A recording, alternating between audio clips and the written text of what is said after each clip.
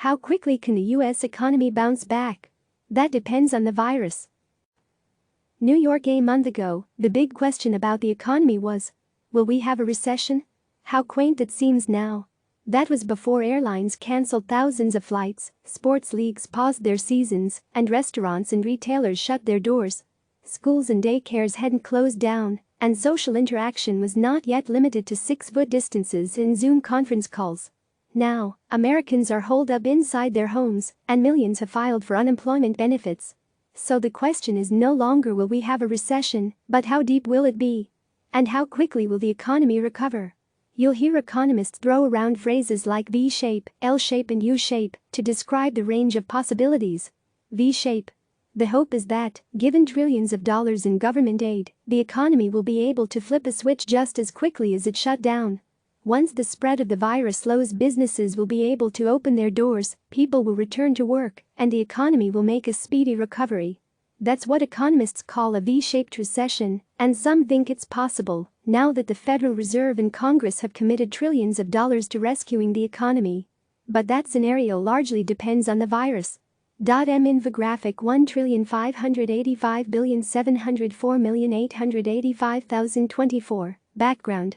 URL cdn.cnn.com cnn.e Interactive HTML5 Video Media 2020 0331 20,200,330 Real GDP Drawdown COVID-19 V2 Mobi.png No repeat 00 Transparent Margin bottom 30px Padding top 149.6% Width 100% Moz background size Cover O background size Cover, WebKit background size.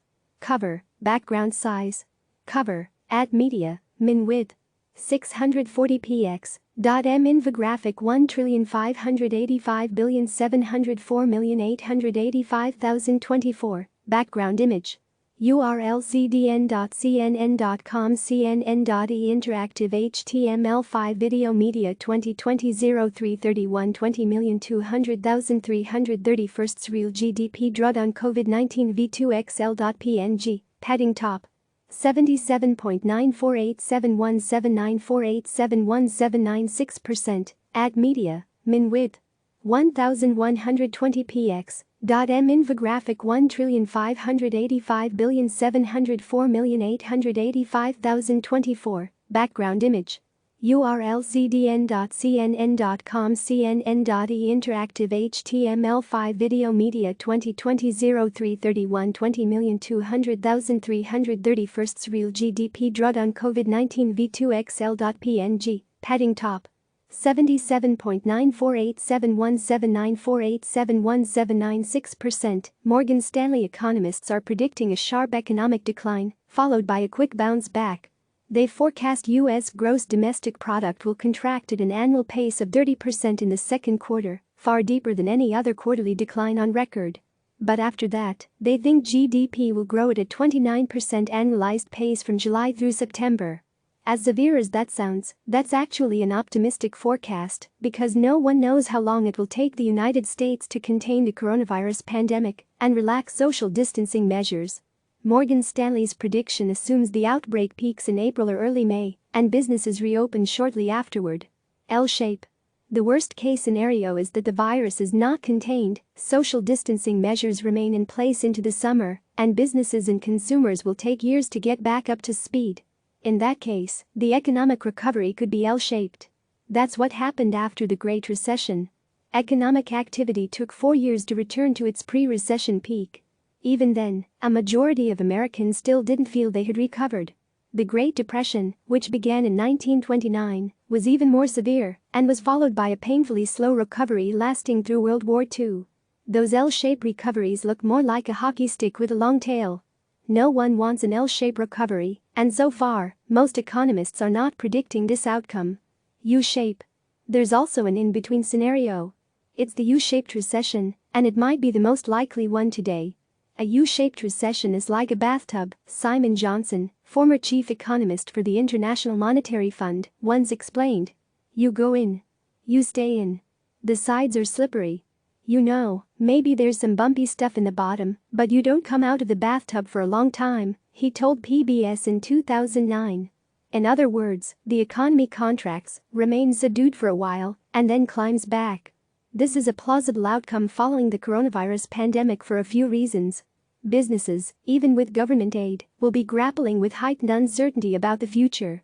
For business owners and managers, the pandemic has made a previously unthinkable situation real.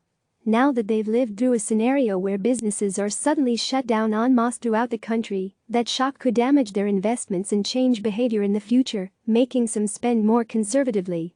Although businesses may eventually come back to life after social distancing measures lift, it won't happen all at once.